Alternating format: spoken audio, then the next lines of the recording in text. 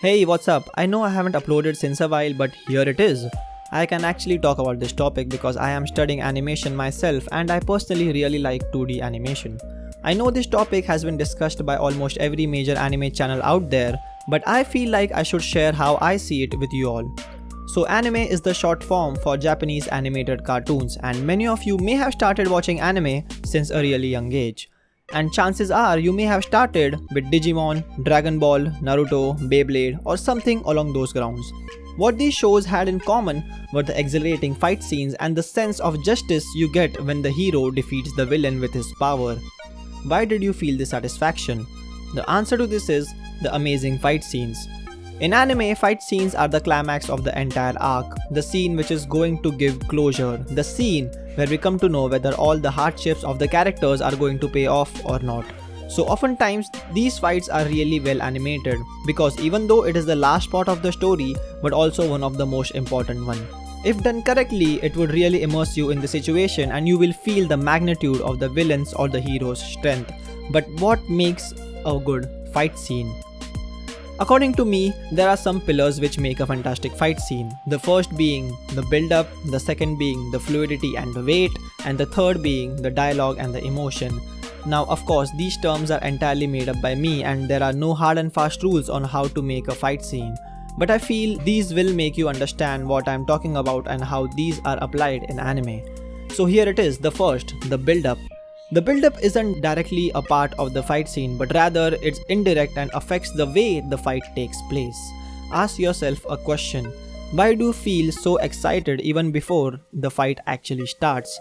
Why do you feel the need for a final showdown? Well, because build-up.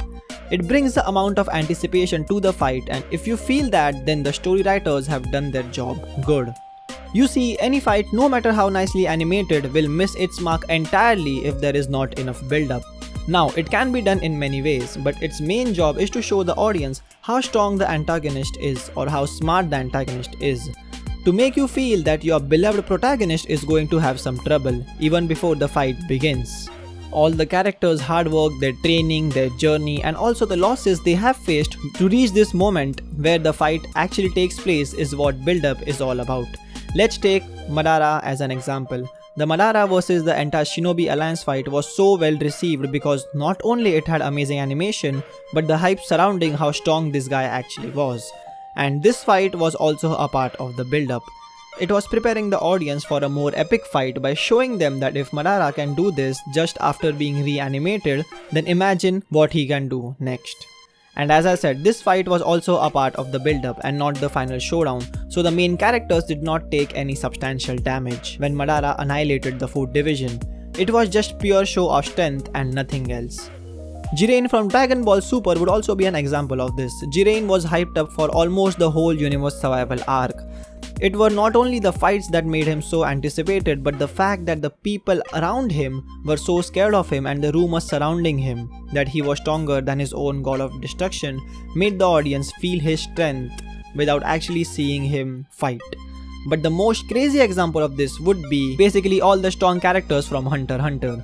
Not only the Ant King, but also Pitou, Netero, Zeno, Cloro and Hisoka. The Ant King literally has no real fights, but his description alone made people tremble in fear, and I was afraid how Gon was going to fare against him. They smartly used Pitou and Netero just as comparison to show how strong Meruem was. This can be applied to L from Death Note as well, but I'm going to leave this here and move on to the next category, which is the fluidity and weight of the animation. Fluidity is something which refers more closely to the actual animation of the fight and how the fight flows. Usually when I say that the fight has really good animation, more times than often I mean that the fight flows really well. A fight is not only people just trying to kill each other as fast as they can, but it is rather a well choreographed movement of a person's body in a sequence which feels aesthetically pleasing. You may have seen many of Jackie Chan's fights where he is just jumping around using props, using the terrain around him to move his body creatively to fight. If you look at it closely, he could have just took down the goons by normal martial arts. And if you have seen even 2 to 3 real life fights, then you know it never goes down the way Jackie Chan movies show it to. Even professional fights with well trained people are choppy and just surprise moments, but not a media fight. This fight from Mob Psycho 2 is one of my favorite fights. You can feel the consistency of the animation but also the art.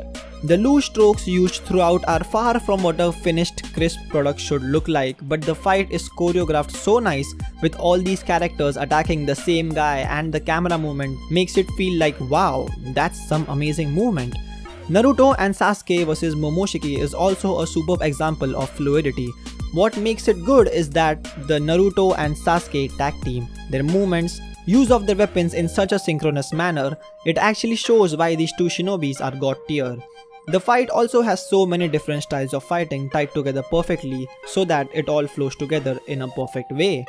Doing actual hand-to-hand combat using the bizarre abilities simultaneously with their weapons and complementing each other's movements in such a way that it yields maximum efficiency and power is truly amazing. Coming to the next part of this category, the weight.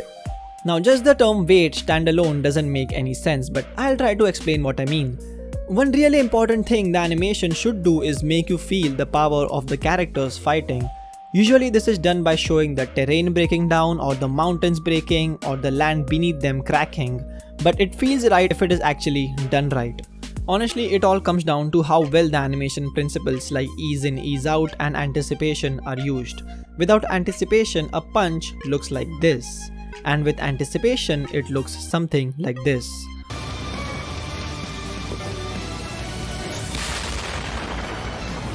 Now of course there are other ways to make it look like the punch has a lot more power, but usually in a hurried fight scene without proper emphasis on the body movements feels really off, and anyone can tell a difference right off the bat. In this clip, Saitama is throwing consecutive punches and those have a lot of power of course, but we still can't feel the actual strength of the movement. While on the other hand, if there is proper emphasis on the secondary animation and anticipation, it looks so much more real and just in general heavier. And now comes the third and the last point, which is the dialogue and the emotion. This pillar is more anime specific because anime fights in general have a lot more emotion in them, especially the shonen anime series. If you have seen any amount of anime fights, it's really evident how these characters like to talk to each other in between their attacks. A fight scene is again not only about characters moving their hands and legs to provide maximum damage, but also a kind of conversation between them. Both characters have to prove a point through the fight and it is more like a debate. This pillar of a fight scene is really important in anime which don't have physical fights like Death Note, Food Wars and The Promised Neverland. All these anime are non-battle anime. You can watch this video by Super Eyepatch Wolf if you want to gain more information, and he has explained what non-battle anime are really nicely. But these anime have almost no physical fights, but there is still a war between the characters with equal intensity. Exchange of dialogue in an anime is also really important. And I'm not talking about the bullshit thrash talk, I'm talking about the times when a character has to actively figure out his strategy and at the same time not being intimidated by the opponent. The example we will be taking for this is the Gon vs Hisoka fight in the Heaven's Arena of Hunter x Hunter. Gon is headed in this fight with not the purpose of defeating Hisoka, no. Everyone including the audience and Gon himself know that he can't defeat Hisoka in a fight yet. But rather he just wants to prove that he can land a single punch on him. The fight shows how Gon is talking constantly in his mind when he's trying to figure out Hisoka's bungee gum abilities and how his whole strategy is centered around on just landing the one punch. This fight was never truly a fight because Hisoka won't kill Gon and Gon could never defeat Hisoka fair and square. Combine this with Hisoka's nature of playing with his prey and you get a fight which is more of an emotional dialogue in which Gon is trying to prove that he has grown stronger and Hisoka is just getting horny.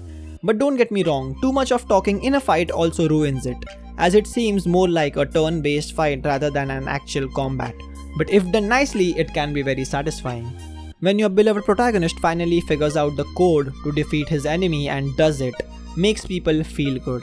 This dialogue and emotion can be seen in many shonen fights, like the tournament and the Stain arc fights from My Hero Academia and also the Pain arc in Naruto. A fight has to have emotional depth, and while emotional build-up is also a part of the build-up, but it truly comes out in a character when they actually fight. This emotion makes them break their physical extremities.